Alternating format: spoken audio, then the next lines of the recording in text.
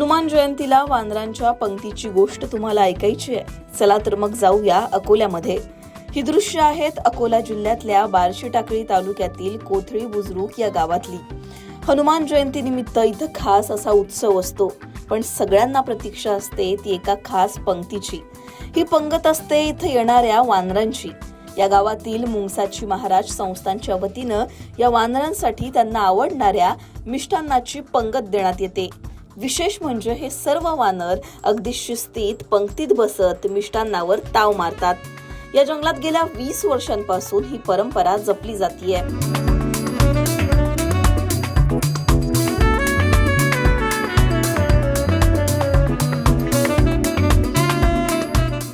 ही 10-15 वर्षापासून ही परंपरा चालू आहे आमची।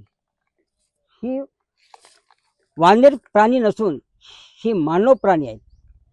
ही हिंदू धर्माची संस्कृती ही जपणार आहेत, सीते मातेची आज्ञा पाळणार आहेत, रामप्रभूची आज्ञा पाळणार आहेत।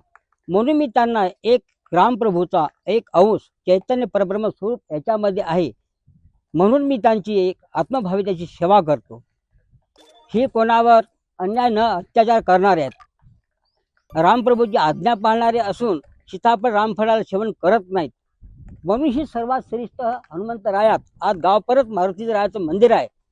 ते आपण मूर्तीला चंद्रा फासून त्याला मूर्ती स्थापन केली आहे, पण हे सजीव हनुमंतर आहेत।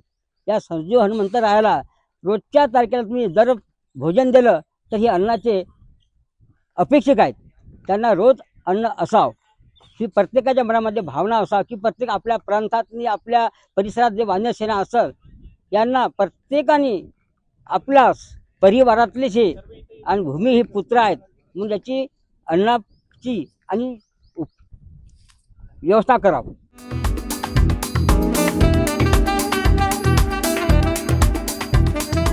इथं सुरुवातीला देवाला नैवेद्य दाखवला जातो, त्यानंतर या वानरांसाठी खास स्टीलच्या ताटांमध्ये जेवण वाढलं जातं।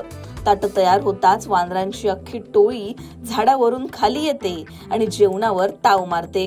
आपल्या प्रत्येक परंपरेमागे श्रद्धा तर असतेच, पण त्याचबरोबर माणुसकी जपण्याची शिकवण ही असते। प्राणी मात्रांना अन्न पाणी देण्याची परंपरा इथं अशा पद्धतीने जपली जातीये। खुद्द हनुमानाच्या उपस्थितीचा आनंद या वानरांना जेवताना पाहून मिळतो, अशी भावना इथले लोक व्यक्त करतात। अशाच अनोख्या आणि वेगळ्या बातम्यांसाठी लोकमतचं YouTube चॅनल सबस्क्राईब केलं नसेल तर ते सबस्क्राईब करा। आमच्या फेसबुकला फॉलो केलं नसेल तर तेही लगेच करा।